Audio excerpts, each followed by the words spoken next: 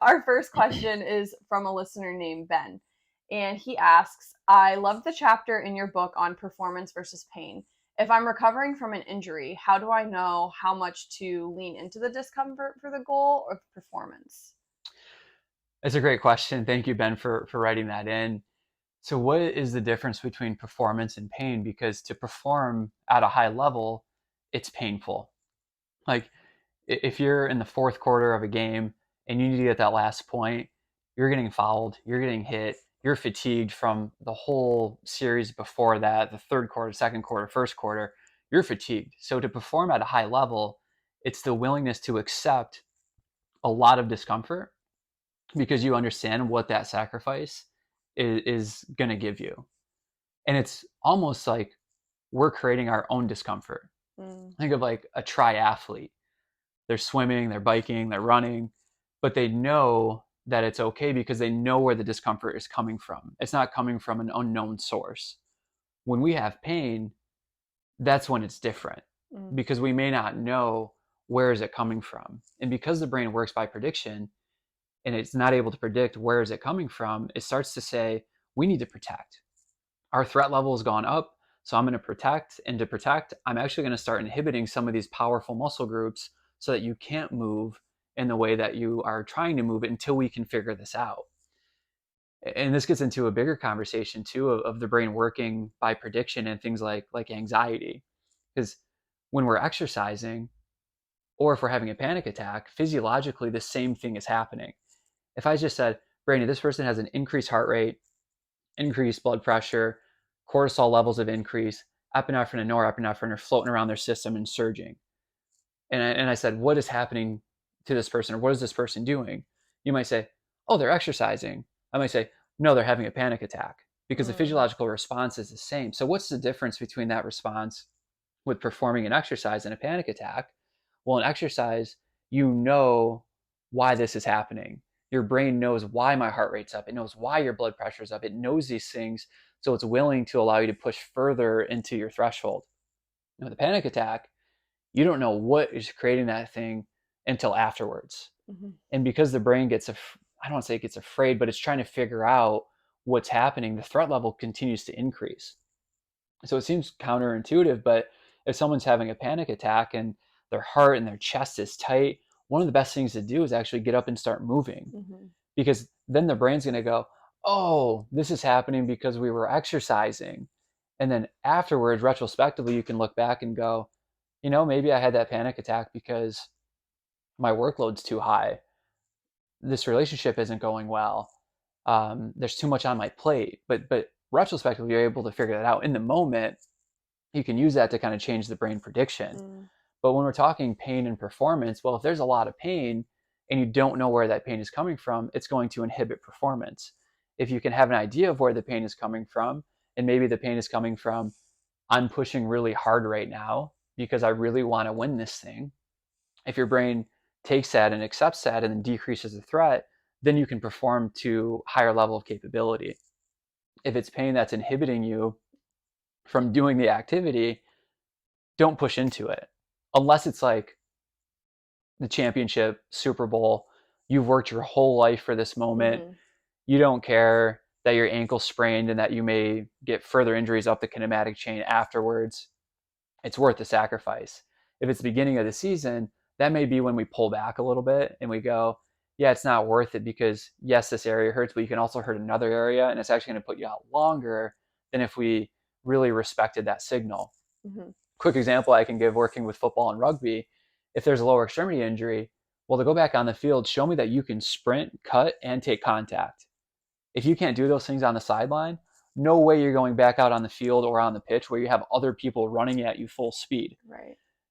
If you can do that on the sideline, and if you can accept that I have this discomfort, but it's because I want to go perform and I can actually go and do those activities, then go and do it. Mhm.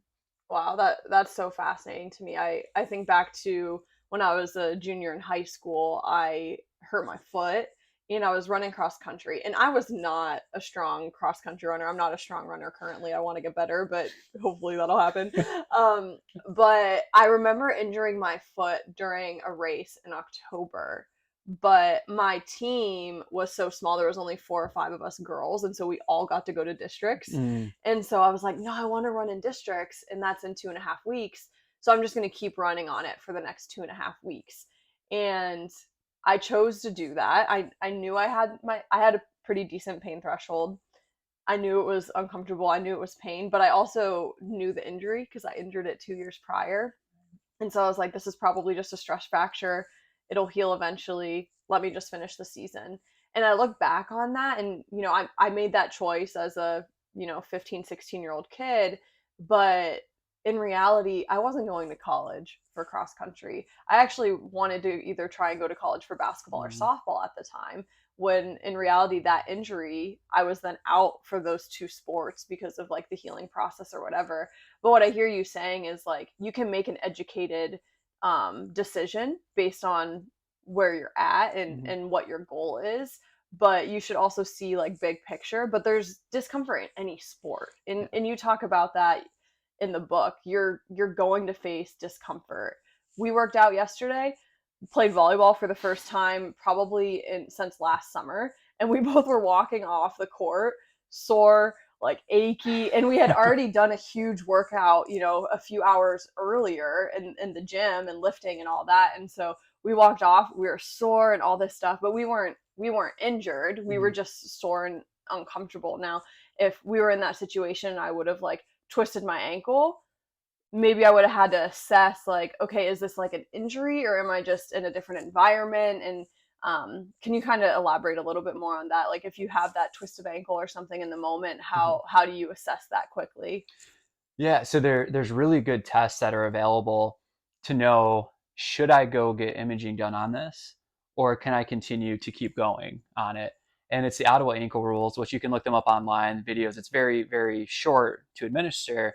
But if you're positive on the Ottawa ankle rules, then that says go get an x-ray because there's a higher likelihood that there's an actual fracture there. Mm, If you test negative on those things, we can be very certain that it's an ankle sprain. okay. So now we need to figure out, is it a grade 1, grade 2, or grade 3, depending on how severe it was. If there's a ton of swelling, you can't bear any weight on it, not a time to go and push.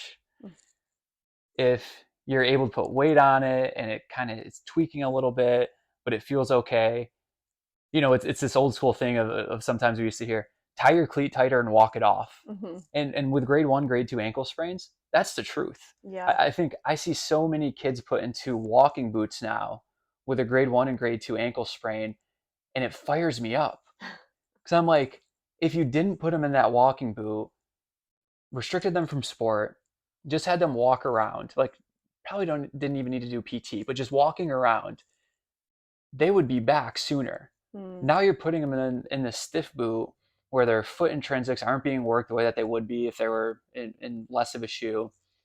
And now their foot's stiffening up, their ankle's stiffening up, and now they have to go back and restore all of that, in which it didn't need to be lost in the first place. right. So there is something to be said about that old school method of tie your cleat tighter, your shoe tighter. If you can keep walking on it and it's getting better, keep going on it. Mm-hmm. I've sprained my ankle so many times just playing pickup ball, and so many times I've just kept walking on it, and within a few minutes, it's better.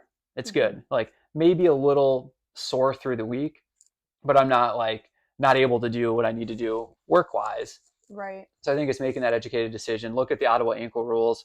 Make sure you have those down. If those are positive, you're done. Go get the image because there's a high likelihood you have a fracture. And if you have a fracture, let's get weight off of it, Mm-hmm. get crutches, get what you need to be to make sure that that heals appropriately. If it's you test negative for that, now we're figuring out what type of grade of ankle sprain is this? Can you get back to the sport? How do you know you're able to get back into the sport? Can you do the movements that that sport is calling you to do? If you can do that, then go ahead and get back in. Mm-hmm. And I want to make a point from earlier of, well, how do you choose when to push versus pull back? Yeah. Because I had a buddy in high school that through football season was fine. Through basketball season, he was fine. We end up losing in playoffs and sectionals. It was completely our fault. It was a game that we should have won, but Mm, we just like blew it. We were like favored to go really far in the tournament that year, win the section, go on to states, and we just completely blew it. Like home game, we fell apart. oh, After that, the worst part is you have to go to school the next day. So now the whole student body that saw you guys blow it, they're all watching you around the school. So that's like, that was tough. But my buddy comes in with crutches and a cast on his foot. Wow. I'm like, dude, what happened in the game last night? I thought you were fine. And he goes, oh, no, no, no. I fractured my foot back in football season. And I was like, what? Like, so then did it heal and you refractured it? Like, no, you've played this whole time. No, no, I fractured my foot back in football, but it's the senior year. He Mhm. knew that he wasn't going to go on to college.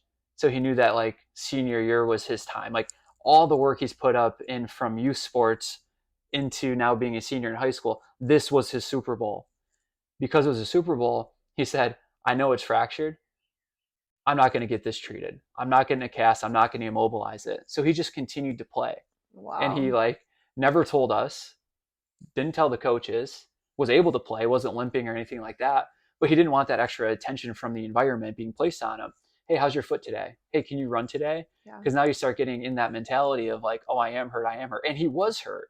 But he decided that it was more meaningful for him to keep on playing, whether that's a good decision or not a good decision, that rests in the individual. Right. For him, that was the best decision. So he played, got a cast, was on crutches after, was on crutches for a long time because the fracture was never able to heal because it just kept getting stress and stress and stress without that recovery time. But for him, it was worth it for Yeah. performance to still suffer through the pain. He knew where the pain was coming from. My foot hurts because I have a fracture in it, Mhm. but I'm choosing that I want to keep playing on it because playing with my buddies the last time, likely in this life of all of us together, it's worth it. So Yeah. I'm going to go for it. Wow. I love that example.